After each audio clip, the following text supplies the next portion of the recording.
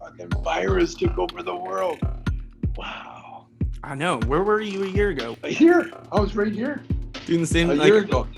I was only in jail 9 months. I prayed for a house arrest. I got it, but it's a little late. Welcome to Cash Only, a show about the second economy. Here we explore underground and extra-legal markets, fringe business, and the bleeding edge of drugs, weed, sex, crime, and culture. Cash only. Cash only. My name is Zach. I've spent years reporting on the cannabis landscape, both the legal and extra-legal markets. This is my homie Jordan, a filmmaker who's created all sorts of shows and content about cannabis. Welcome to Cash only. Be sure to subscribe to Bullish and like the video. Today we've got the one and only, the legend, Tommy Chong on the show for a special 420 episode.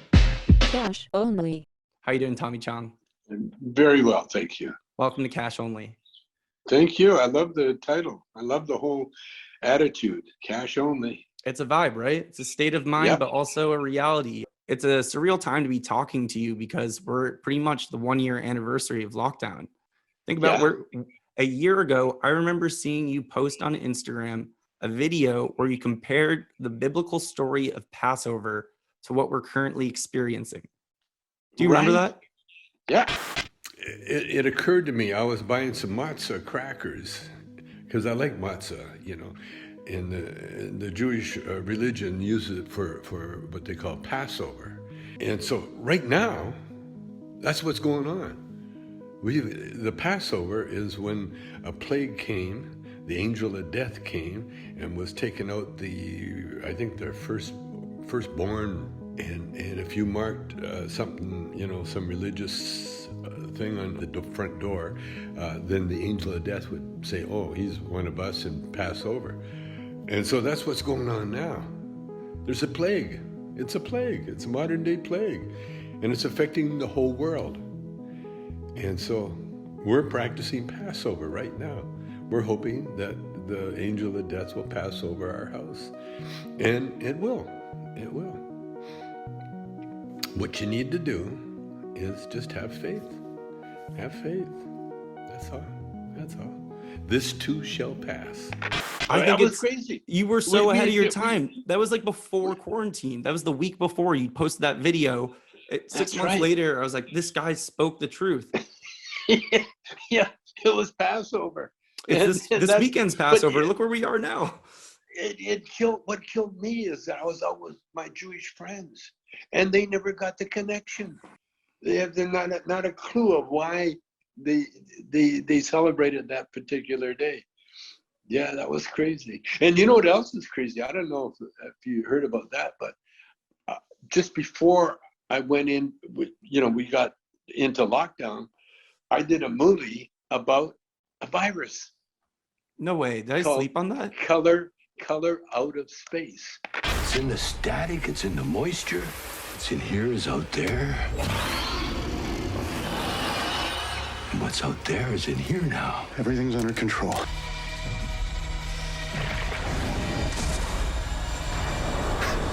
They're not my family. But it was about a virus that took over the world. How crazy is that, man? And here we are. A fucking virus took over the world. Wow. I know. Where were you a year ago? Will you tell me about then and now? Pre-Passover. A year. I was right here. Doing the same. A year ago. I did I prayed for a house arrest. I got it, but it's a little late. I was only in jail 9 months, but house arrest, I've been a year now. It's crazy, man. I'm in New York right now, in Brooklyn. And the craziest part to me was that last weekend, I think Friday the 13th is when New Yorkers consider the start of like lockdown, social distancing, mandated quarantine. On the 13th is when Friday the 13th, a year later, I got my first vax on the 13th. Your first test? Vax. Oh, your vaccine? Oh. I got my first Moderna shot 2 weeks ago. Do you need 2 shots or just 1? 2 shots. I get my second in a couple more weeks. Oh, good for you, man. Have you gotten yours yet? What do you think about that? Oh, yeah. You got both? I got the million, the rich guy shot. The one that's got gold flakes in it? No, it's the one that puts you in front of line of everybody else. You know? Hey, well deserved. I Uh, mean, also, you're a cancer survivor in remission. That should make you qualifying. Oh yeah, I qualified with the age, with the cancer, with all that stuff. But the good news is that my wife got one too, because she wasn't on the list, but she's my caretaker. And Ah, so they got her back. She got vaccinated too. Yeah, we're all vaccinated up. Come on, come on. Wait. I'm ready. No. Here, I'll No, clear no, up a place no. for you to sit down. I look at this whole thing as like a blessing, if you can believe that. but when you You say know, the that, do you best. mean like in a fatalistic sense, like the reason we got this pandemic was the world telling us that we need to pull our shit back, reduce our right. energy consumption, and really think about this globe, each other, and where we're going from here? Is that right? Exactly. That's what I'm saying. That's Because very we're interesting. at that overpopulated time of our civilization now. And whenever any civilization in the past got overpopulated, disasters happened. The volcanoes happened, the extreme weather happened, the tsunamis, everything, because Earth is a living entity. The whole thing is just teeming with life. I mean, you just drop a seed anywhere here and shit grows, and figure out it's only planet that we can know, that we even know in this solar system, that will take a human life, and so this is how rare this planet is. And the planet, and it's more important, see, because we are eternal creatures, everything on the earth, nothing disappears, it just changes form. And your soul lives on forever because it's eternal, and it's always been here. It never started. There was no beginning and no end. It's always been here. That's hard to wrap your head around. Now, I believe that the spiritual, from the spiritual books that I've been reading, like I read Emmett Fox a lot and Joel Goldsmith, but when you see how Earth takes care of itself, Self-corrects. it does, yeah. And so when things get off balance, other things come in to balance it up.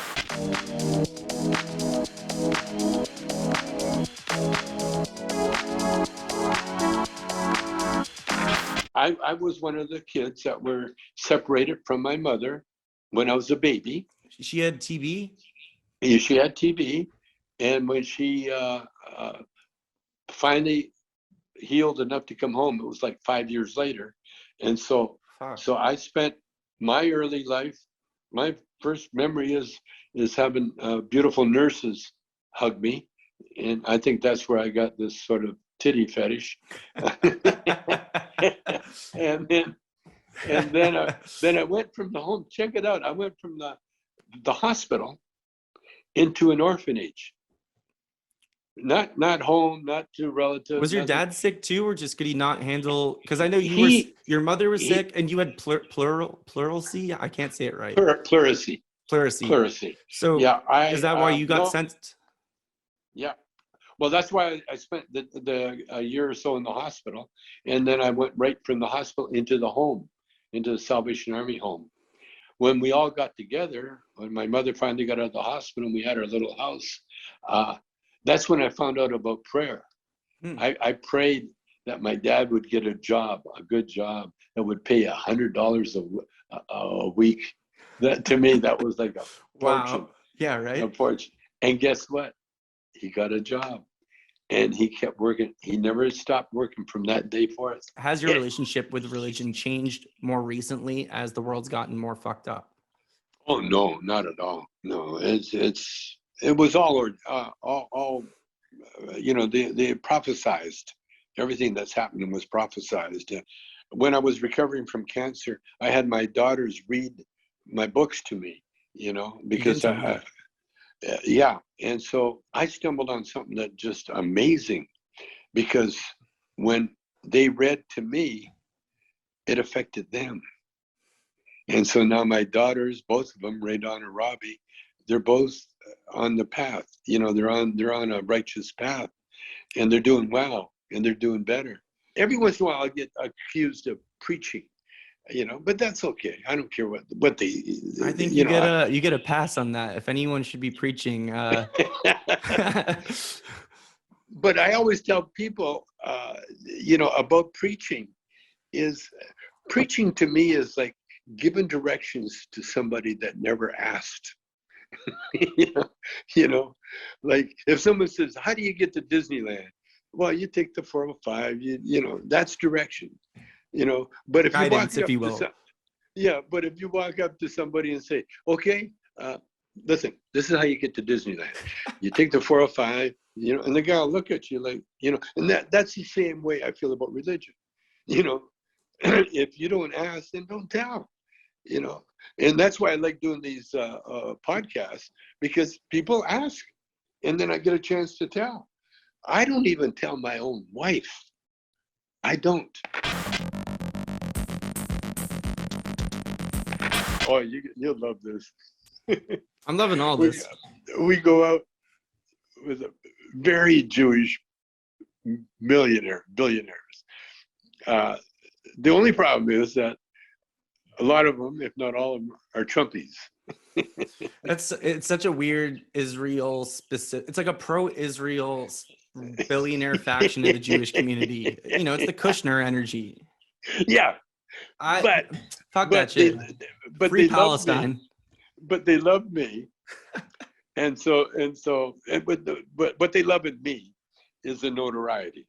You know, so we go anywhere. They're starfuckers. You know? Yeah, and so because by themselves, you know, they don't get the kind of treatment they get when they're out with me. And Sugar Ray Leonard, you know, the boxer. Yep, of course. He's the other one of our set. And so he's in the entourage. Yeah, he's part of the entourage. And so there's Sugar Ray and I, and then Harlan. He owns a shitload of car, BMW car places, very wealthy. And then there's Ron Flores, who is going to be the major investor in Cheech and Chong dispensaries. So we go to dinner a lot. You know. Yeah. See, I'm the blowhard in the gang. You know, you got to have the blowhard. What do they say? What don't you like about Trump? Oh no, what do you like about the other guy? What do you like about Biden? You know, Biden's a pedophile and all that. I said, it's a lie. It's a lie. He's not a pedophile. I said, what I like about Biden is that he's got experience. He knows how to run government. He not only was in the Senate half his life, but he was a vice president for 8 years. He knows the ins and outs of running a country in the world that we're in. He knows all about Russia. He listens to people. He knows all about the everything. How do you think he's doing so far? You know, he's doing incredible. Here's the way I look at it: is that they're getting ready to legalize marijuana. They're getting ready to bank marijuana. All they got to do is reschedule.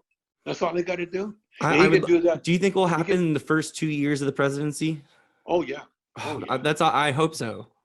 Oh yeah, they have to, because once it's legal, man. Game over. You know how wealthy I'm gonna be.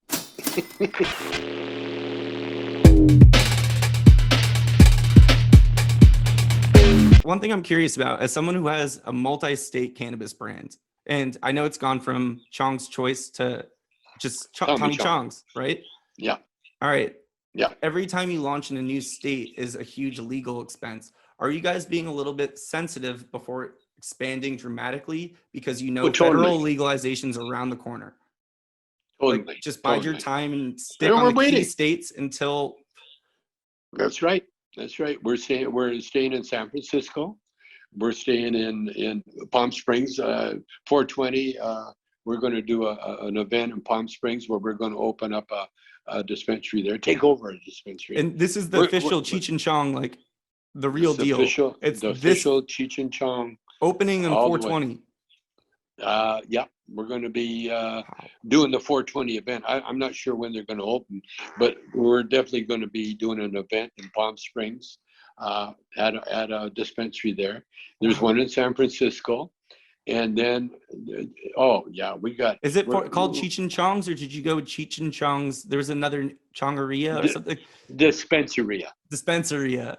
Is that the name? Dispensaria. They're looking at it. It doesn't matter to me. You can call it whatever you want.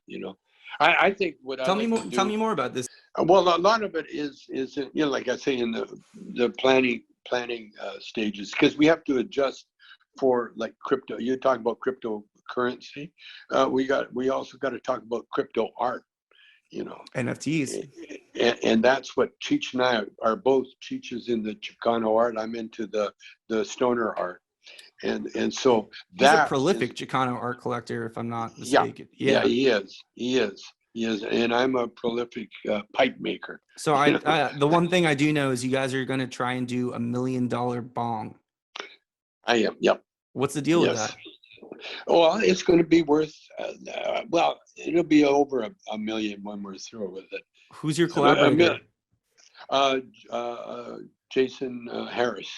He's Jerome Baker. He's a guy that create the Jerome Baker. We're partners, and we got a nice understanding, because we already did a limited amount of Chong bongs, and they disappeared off the shelf so fast. It's so funny because you once got popped and went to prison for that, and look, now we're making $1 million bong. And when I was in prison, I made bongs when I was in prison too. Yeah. So that and the crypto art will be photos of and video tapes of my art collection of my bongs and my sculptures and my art paintings and so on. And then, will they be minted as NFTs? What's that? NFT is a non-fungible token, which is the primary way that people are selling digital art on the blockchain using crypto. That's exactly it. That's exactly. So you know how it'll be a one-of-a-kind video or JPEG, but will they also get the physical object, whoever buys it? Yes. Wow. Yes. Wow. That's the deal. That's so cool. That's the deal. And so each physical object will be worth a fortune of its own, because I know, like Van Gogh, that's what Van Gogh did. What makes something worth? What makes the glass? Like, I've seen 6-figure glass dab gear before. I've never seen a 7-figure bong. How big? Like, what are we even talking about? It's not going to be huge, but it's going to have very expensive jewelry and rare stones and rare everything. Instead of the milli, it'll be probably some opal or diamond or sapphire. Literally something. A bong fit for a king. Yeah, something. Yeah, exactly. And it's only meant for display. It's never meant to be used. That's just that one part of it. And I'm going to do that, with my art, with my pictures, because there's only me. And when I'm gone, I'll leave my art. And that's what I tell my family, because I've got everything I need in this life. Now I'm working not only for my family, but for the good of humanity, because I have plans to really create art that will live on forever. Like, do you imagine though Cheech and Chong's dispensary going public, being on that level of big? We're going to do good, but more than anything, man, what I want to do with my money, with the cannabis money, is I want to make this world, a humane place. Like I tell people now, when you look at homeless people, don't ignore them. Picture you there. Picture that you living in that tent, or you living on the sidewalk. Just picture it in your mind, you know. And then I'm quite sure you'll get because we all will eventually. It's true, man. We're all going to experience everything there is to experience in this plane, be it good, bad, otherwise. You know ugly, the other anything. cliche, man plans and God laughs. You know? All right, I got one more question for you. We're a year into the pandemic. We've got 420 on the corner. How are you going to celebrate 420? And what's your outlook on the summer in terms of Corona in America? Well, Two-parter. I like. We're going to celebrate in Palm Springs. Palm Springs. We're going to go to Palm Springs. We're going to do a big celebration, opening our first store. That's going to be our 420 thing. We're also going to finish a documentary, the Cheech and Chong documentary that my daughter and her guy Dave has been working on. We're going to shoot some more additional scenes that we're lacking. And what was the last one? Are you optimistic about the U.S. opening up this summer in terms of vaccinations? Oh, the vaccination. Oh, yeah. Oh, yeah. I mean, obviously, it's not going to be the same. It'll never be the same now. Nope. And I think what's happening in America is they all got locked down. And some people thrived and other people suffered, but we all got locked down.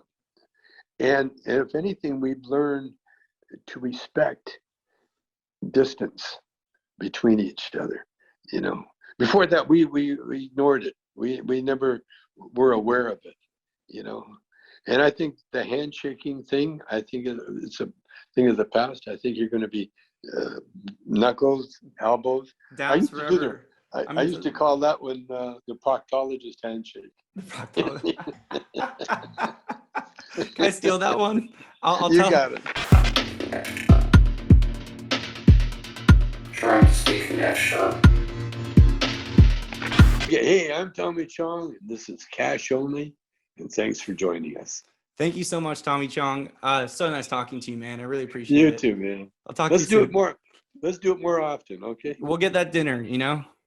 Okay, for sure. Bye, Take Tommy. care, brother.